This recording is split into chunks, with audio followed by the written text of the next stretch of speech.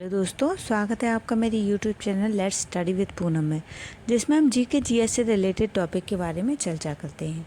आज हम बात करने वाले हैं उड़ीसा राज्य के बारे में। तो चलिए शुरू करते हैं। भारत के पूर्वी तट पर बसी उड़ीसा राज्य की राजधानी भुवनेश्वर है। यह शहर अपने उत्कृष्ट मंदिरों के लिए विख्यात है। यहाँ की जनसंख्या लगभग 42 मिलियन है, जिसका 40% अनुसूचित जाति और जनजातियों का है। उड़ीसा का विकास दर अन्य राज्यों की तुलना में बहुत कम है। उड़ीसा की राजधानी भुवनेश्वर है, जो कि उड़ीसा की पूर्व राजधानी कटक से सिर्फ 21 किलोमीटर दूर है। भुवनेश्वर राज्य के अत्याधुनिक शहरों में से एक है, जिसकी वर्तमान में जनसंख्या करीब 10 लाख से अधिक है। भुवनेश्वर और कटक दोनों शहरों को मिलाकर उड़ीसा का युग्म शहर भी कहा जाता है।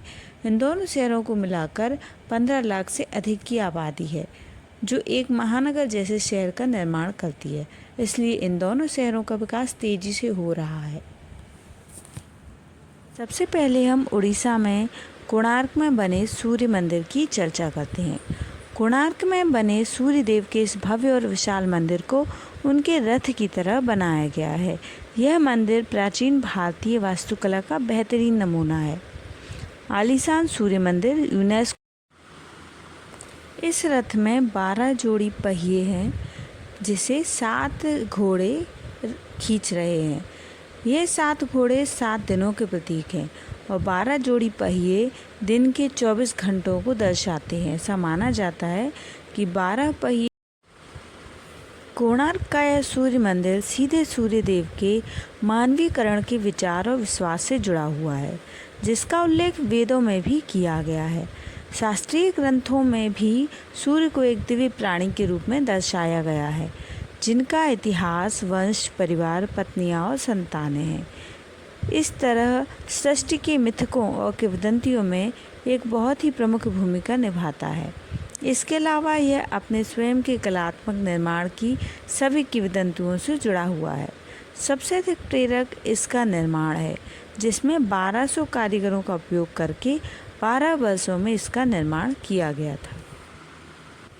अब हम चर्चा करते हैं उड़ीसा में स्थित जगन्नाथपुरी के बारे में। पुरी में भगवान श्री जगन्नाथ जी का मंदिर हिंदुओं के सबसे पुराने मंदिरों में से एक है। यह पूरी दुनिया में प्रसिद्ध है। यह पवित्र मंदिर भारत के प्रमुख तीर्थ स्थलों में विशेष स्थान रखता है। एक जीवंत मंदिर, यह उड़ीसा राज्य के धार्मिक और सांस्कृतिक इतिहास में विशेष स्थान रखने वाला प्रसिद्ध मंदिर है। सदियों से इसने कई राजाओं, विजेताओं, धार्मिक शिक्षकों, भक्तों और तीर्थयात्रियों को आकर्षित किया है। स्कंद पुराण के अनुसार पवित्र श्री पुरुषोत्तम क्षेत्र को भगवान विष्णु का निवास स्थान माना। जगन्नाथ जी का मंदिर सड़क स्तर से लगभग 214 फीट और 8 इंच ऊंचा है। पूरा मंदिर परिसर 2 बड़ी सकेंद्रीय दीवारों से घिरा हुआ है। बाहरी दीवार को मेघनाथ प्राचीर और आंतरिक दीवार को कूर्म प्राचीर के रूप में जाना जाता है। बाहरी दीवारों की ऊंचाई 20 फीट से 24 फीट तक होती है। बाहरी परिक्षेत्र में 4 द्वार हैं। पूर्वी प्रवेश द्वार को सिंह द्वार या शेर का द्वार कहा जाता है। बाहरी परिक्षेत्र के दक्षिणी, पश्चिमी और उत्तरी किनारों के प्रवेश क्रमशः अश्वद्वार, व्याघ्र द्वार और हस्ती द्वार के रूप में जाने जाते हैं।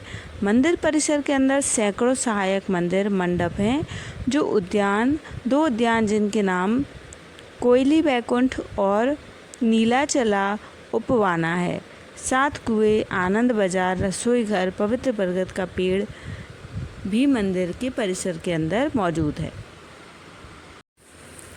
अब बात करते हैं उड़ीसा के खंडगिरी और उदयगिरी के बारे में।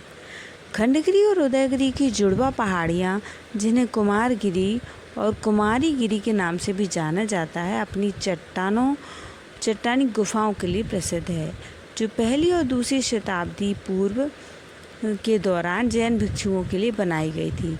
उसमें राजा खारवेल के शासनकाल में 13 वर्षों के पाषाणी अभिलेख भी मौजूद हैं। उनकी रानी कला और शिल्प की संरक्षक थी।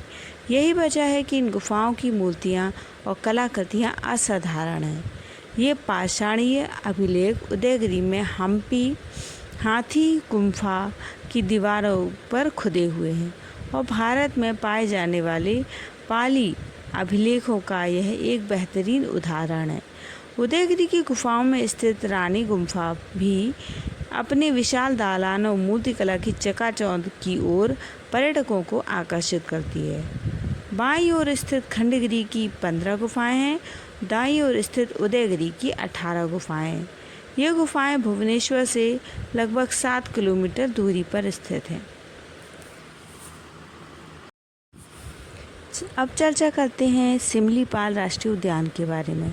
उड़ीसा राज्य में मयूरभंज जिले में स्थित यह सिमलीपाल राष्ट्रीय उद्यान, जो हाथी अभयारण्य के नाम से भी मशहूर है, इस उद्यान का नाम सेमल और लाल कपास के पेड़ों की वजह से पड़ा है, जो यहाँ बहुतायत में पाए जाते हैं। इस उद्यान में 99 से अधिक बाघ, 432 से अधिक हाथी और गौर और चौसिंगे भी वास करते हैं। मयूरभंज राज्य के पूर्ववर्ती शासकों का यह शिकार स्थल अब प्रोटेक्ट टाइगर स्थल है। 1956 में इसका चयन आधिकारिक रूप से टाइगर रिजर्व के रूप में किया गया था। बारीपदा से 60 किलोमीटर दूर स्थित यह वन्यजीव अभयारण्य 2277 किलोमीटर वर्ग क्षेत्रफल में फैला हुआ है। घने जंगलों, झरनों और पहाड़ियों से समृद्ध यह पार्क विविध वन्यजीवों के नज़दीक से देखने का प्रमुख स्थल है। बाघ, हिरण, हाथी आदि वन्यजीव भी पार्क में मुख्य रूप से पाए जाते हैं। ग्रीष्मकाल में यहाँ तापमान 40 डिग्री से के आसपास रहता है, जबकि सर्दियों के महीनों में यहाँ तापमान 14 डिग्री सी से कम रहता है। वर्षा मध्यम या फिर भारी हो सकती है। इस पार्क में ऑर्किड की 94 प्रजातियों सहित पौधों की आश्चर्यजनक 1078 प्रजातियाँ अपना घर बनाती हैं। पार्क में घास के बड़े बड़े मैदान भी हैं, जो कई शाकाहारी जानवरों के लिए चरने का प्रमुख स्थान उपलब्ध कराते हैं। इन जंगलों में कई ऐसे पौधे हैं जिनमें औषधीय और सुगंधित गुण होते हैं। यह पार्क बाघ, हाथी, पहाड़ी मैना के लिए प्रसिद्ध माना जाता है।